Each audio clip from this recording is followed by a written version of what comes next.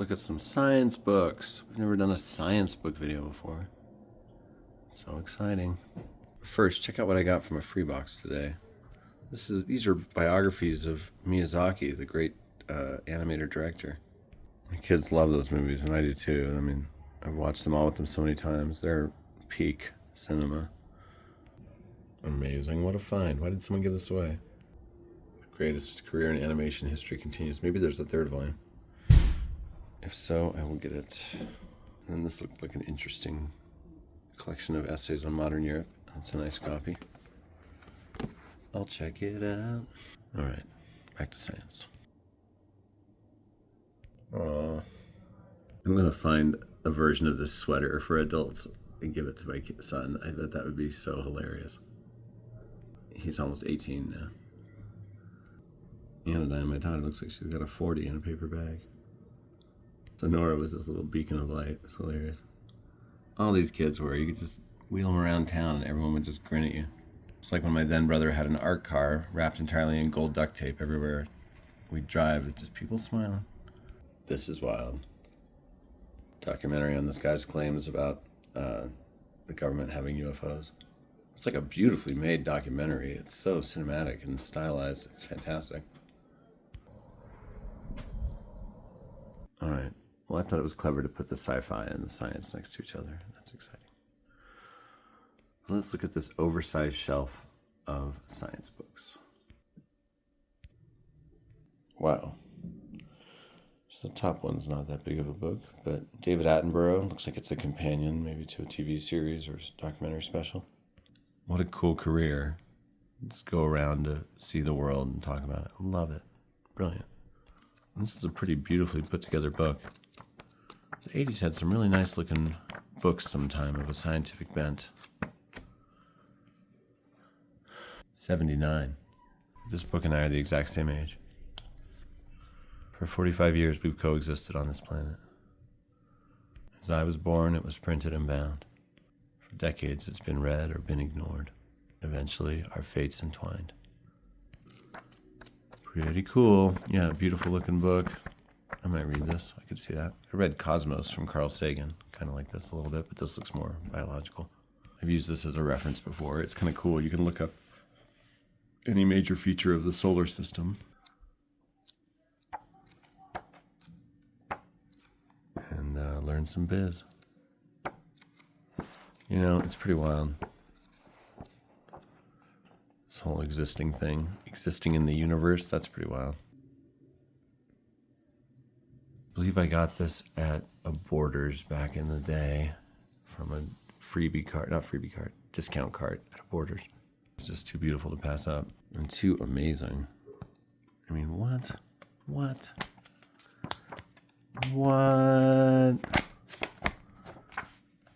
Incredible. Fractals, patterns of chaos. Discovering a new aesthetic of art, science, and nature. Yeah, fractals are maybe the key artistic idea. In Albuquerque, there's like a Mr. Fractal here. Someone I've known at different times. What's his name?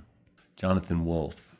And he does like fractal laser and tie-dye art type show things at the local planetarium.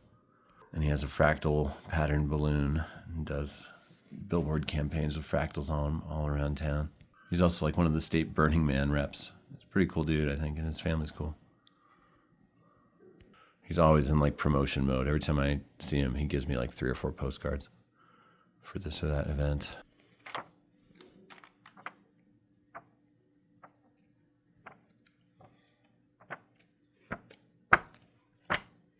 I think that guy was like the youngest Princeton grad ever in the PhD program. But fractals are cool, so interesting. You know, there's a bit about fractals in Emerson's book Representative Men, in his chapter on Swedenborg. And he talks about like lungs being made up of smaller lungs and leaves being made up of smaller leaves. He wasn't wrong entirely. This is the largest book in my collection, I believe, by far. Cosmos, it's huge. I mean, hand. 3 hands tall. Huge. Used to have a cover, but it got real shabby. Kind of pointless. I got rid of it. Maybe I should have taped it up and just kept it for protection, life-prolonging reasons. But this is amazing, full of incredible imagery, like from the Hubble telescope. And I mean, what? Everyone should be so lucky as to own such a book.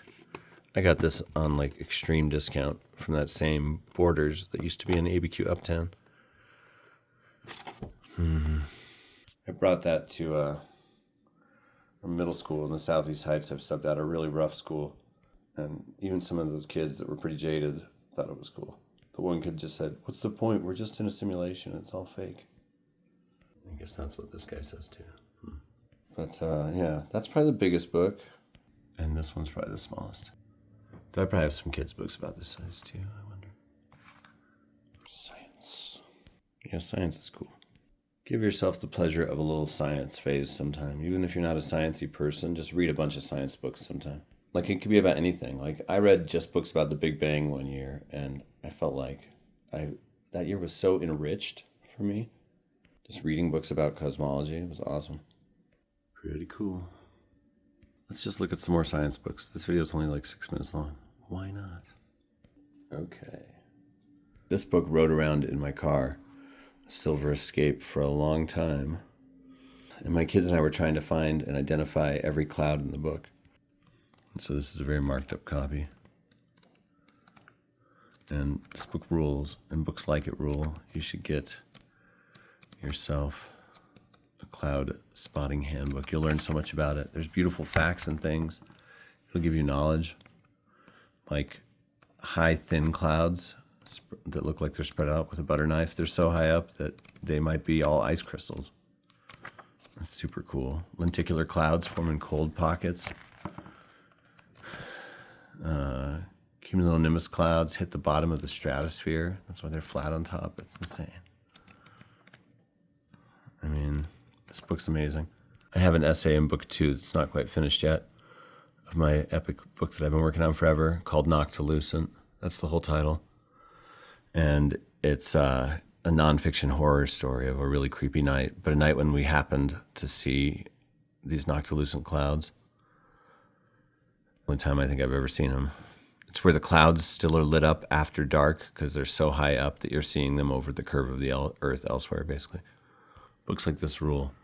And we made Gavin Prederpinny a character in this long story that we always told in cars. It was just, it was a story that was speculating about just all the people that we regularly saw, like walking their dogs or walking to school or whatever. And Gavin Prederpinny ended up being a character in it. There's a real weird little girl in the story that had all these powers and stuff and gadgets. And when my kids eventually told her that they had this whole story around her, she loved it. Pretty cool. Yeah, sometimes maybe I'm not impressed enough by like a beautiful oil painting of clouds because I'm like, I just had this same effect from seeing it IRL. And every day there's a new display. Great book. Looks like it needs a little taping up. Oh, Oliver Sacks. He read my book, Towns of the Sandy Mountains, and wrote me the nicest freaking letter about it. And called it excellent or something that I excerpted and put in a press kit. But a brilliant neurologist who writes about his case studies. This is his most famous collection, probably. Awakenings is probably his most famous book, but that's like a longer work. Some of his stuff is so interesting. His presentation when he came to New Mexico was so interesting. It was promoting the book Musicophilia, and he had all these great stories, like the guy that got hit by lightning. I think of selections from this book all the time. There's a guy in here who takes so many drugs that he gets like a dog's sense of smell, and his observations on that about scent trails connecting everything are really interesting. Good book, classic book. I'm surprised I have it. I usually give this one away. That's awesome. It's hard not to because it's one I end up talking about sometime. Oh, this looks great. The Roots of Mankind, the story of man and his ancestors. That's an outdated term, you know. It's a great cover. Wow, what a great image. I love that. I would like a poster of this, or like a Anthropology, My Secret Love. So many books I get excited about. When I look at it, they have that label. This is a 1973 edition. Seems like a book I need to read. In book 2 of my book, which is part of the first larger book. Like I consider it a single work, the 2 volumes.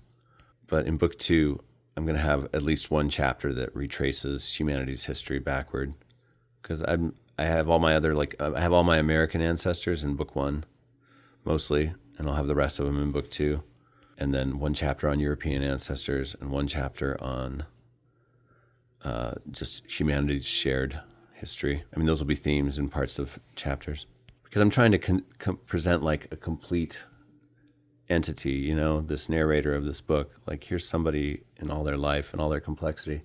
And one of those complexities is the context of, you know, humanity across time, life on Earth, to quote a book we just looked at. Lucy, Beginnings of Humankind. Yeah, I'd probably read this with that one. Be a good pairing. Remember, when I write those chapters for book 2, I will definitely be doing like a year of reading on that topic. Human history with as broad a lens as possible, whenever possible.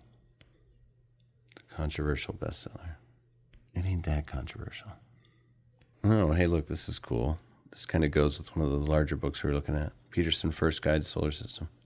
Nice. This has school free pile all over it, but I love it. In fact, I think I bought it at page 1, actually. Pretty. No, it's just okay, actually, but I like it. The interior is really pretty. It's a well put together book. I like it. Getting like box art for a computer game in the 90s from this cover, but it's all right. Sponsored by the Roger Tory Peterson Institute. Start investigating it. Like it disappeared. Oh, I had this book tucked in my backpack in a pouch where you could see it, and I was substitute teaching in a PE class at a high school here in town, and I really hit it off talking with a coach there on this topic. Like, flow is something that people can understand from whatever realm. It's a great idea. Look at that last name. You have to read this book. Mihaly Csikszentmihalyi. The Psychology of Optimal Experience. I mean, yeah, what can you do but flow or resist? Flow or resist. You really do have to know when to hold them and know when to fold them.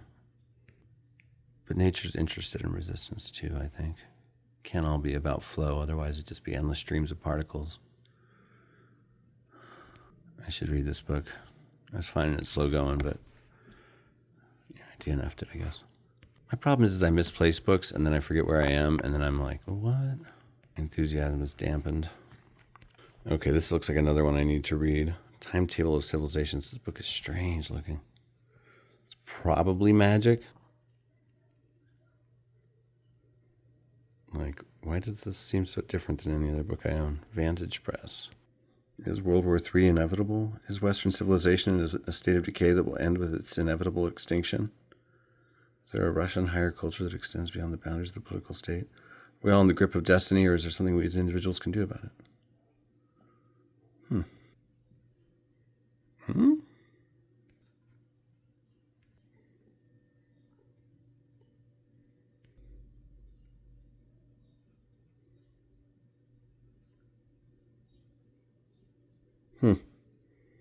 Destiny.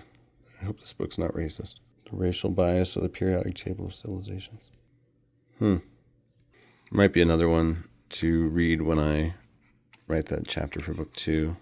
Could also be one I get rid of when I find out what it's actually about. When is this from, anyway? 1958, first edition. Hey now.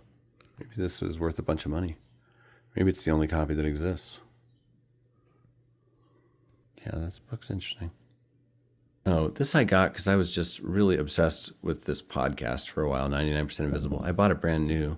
I mean, he does some really memorable, great episodes. I haven't listened to any podcast really in a long time. But I used to when Podbay was around. It was a convenient app for that. But he has some really interesting chapters. I mean, I listened to an episode where it was just about like the sound that a button makes on an iPhone, how it was based on a pair of needle nose pliers in some audio designer's drawer, or secret cattle tunnels underneath New York City. Really fascinating. Anyway, I like stuff like secret house type stuff, paying attention closely to reality. As I've said, I'm trying to put literally everything in my giant 2-volume maximalist memoir. Every level of existence I can put in there. And some of that's going to be those levels, you know. What else? Okay, here is literally a book I bought new just because I was so in love with its appearance. And I mean, I like the topic. I'm interested in global warming. The Quickening, Antarctica Motherhood and Cultivating Hope in a Warming World. Elizabeth Rush, finalist for the Pulitzer Prize. Book about imagining the future, a book of hope. Elizabeth Colbert. Cool. She wrote The Sixth Extinction and other things.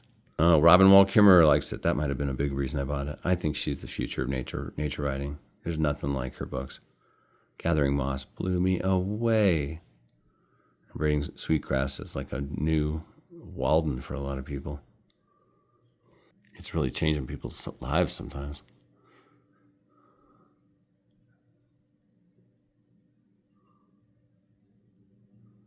I mean, wow, that's a beautiful book. Yeah, I was in a Barnes & Noble and I was just like, buying this. I was on a real atmosphere kick. I was given this as a Christmas present, I think. Oh, there's some dark story attached to this, but it's a really beautiful edition. It's a basic book in science, and I love a protective library copy. If it's not, I'll stick it up. Very nice. What a great title. Would be a good band title, The Earth and Its Atmosphere. That's fantastic. Be a good book title in any genre, a good novel. Solid. 2 nouns, you know, huge nouns. 57. It's a pretty old book. So some of the science might be outdated, but I bet the basics are all there. And there's not enough books written about the atmosphere. I read richly on that subject for a while, and it was great. An Ocean of Air by Gabrielle Walker was probably my favorite book about the atmosphere. I hope I still have that. Oh yeah, there it is. I know I read at least one book by Marcia Petrusiak. I think I read this one. But I usually mark the book cosmology books I read up with pencil, and this looks unmarked, so maybe I didn't. You know, even when I was toward the end of that reading cycle, I was still acquiring books, so I do have some I didn't read. Through a Universe Darkly, a cosmic tale of ancient ethers, dark matter, and the fate of the universe. How were the galaxies born? How do stars live and die? Oh yeah. Well, everything ultimately ended in fire or ice. Cool. This looks pretty cool. Consciousness Explained. Consciousness, whoa, what a topic. Daniel Dennett. At one point he was included as one of the 4 horsemen of atheism.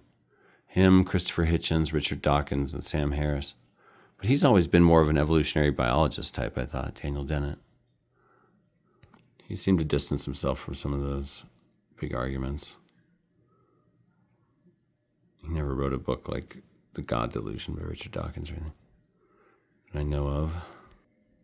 Is there a place in your brain where the pink you see is filled in for conscious experience? Yeah, I see like a ring. Whoa. Strange question, too. New ideas of consciousness. Well, yeah, that's just an interesting topic. I definitely want to read this. Oh, a couple more.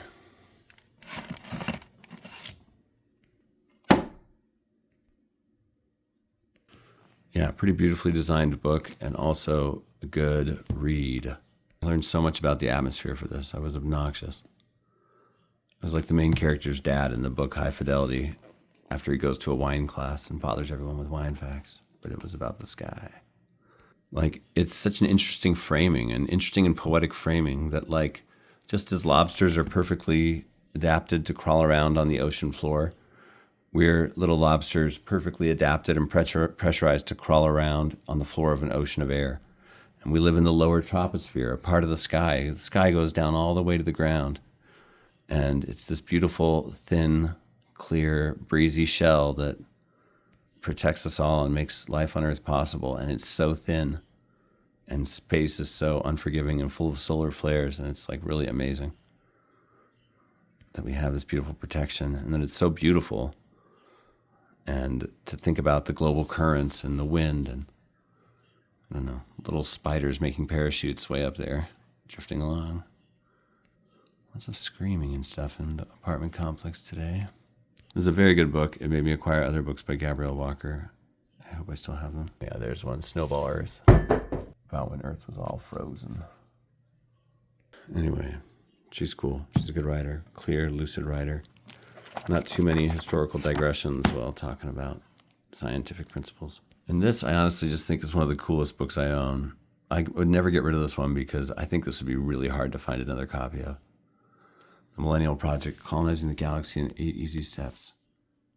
I am completely awed, and I don't awe easily by the author's command of a dozen engineering disciplines and his amazing knowledge of scientific and technical literature. From the introduction by Arthur C. Clarke. Yeah, that guy's no joke. Arthur. But this book will fill you with a longing that, like, yeah, we should do all that stuff. You know, there is a mentality that is just all too rare these days that, like, humans are destined to go into the stars. I think we just are. I think we, like, have a sci-fi destiny. Once you could see that the universe is bigger than just what we know, like, we do have that exploratory impulse. We're like Moana's island people. We're meant to explore, you know? And people keep reproducing, and we're going to eventually need other places to live and so on. I think that's, like, really cool. And consciousness could be transformed. Eventually we'll be like giant connected gods with millions of brains hooked together through technology. Like, if all humans are connected to the internet with their brains, doesn't that make us post-human? Aren't we like some giant new thing then that's half internet, half all the brains of humanity?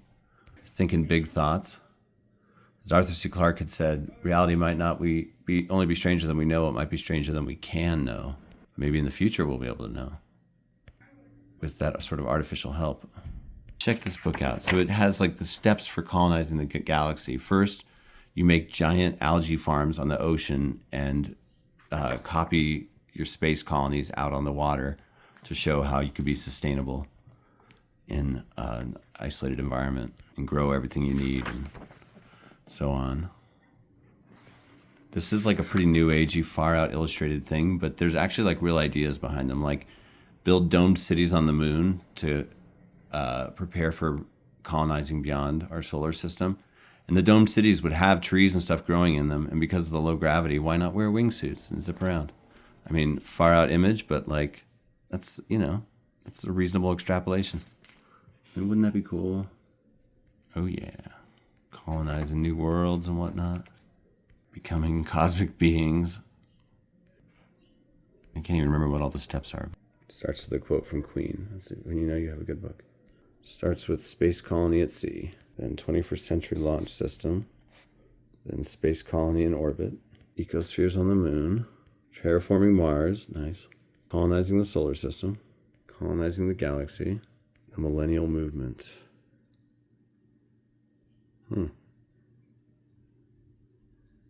This book's cool. I'm glad I own this. It's so interesting. It took me on a flight of fancy. Step 1. Foundation. Constitute the first millennial foundation, an organization convened to realize these destinies. Step 2. Aquarius. Grow floating cities at sea to feed the world and learn the lessons of space colonization. Step 3. Bifrost. Construct a bridge to space and deploy laser-powered rockets as a means of transportation. Step 4. Asgard. Establish habitable ecospheres in space. Step 5. Avalon. Build domes over craters on the moon, creating miniature ecologies and communities. Step 6. Elysium. Terraform Mars to create a living planet to sustain us. Step 7. Solaria. Transmute the substance of our solar system. Step 8. Galactia. Colonize the stars. I mean, it seems like we could pursue such worlds without being all manifest destiny, you know? With a genuine sense of wonder, you know? And a desire to know all there is to know. Bunch of science books. Science is cool. Someone might look at these and be like, that's science adjacent. But I think it's in the pop science realm. It's just about a far out topic. How do people feel about science books? What percentage of your reading life do they make up? What's a science book you've read that you liked? Are there any? Cosmos is a classic one, the companion to that show from Carl Sagan. So good. The Immortal Life of Henrietta Lacks, that's a popular one. I think I've got that in nonfiction. I kind of think most people should read The Origin of Species. It's really great. All right, everybody. Take care. More science later.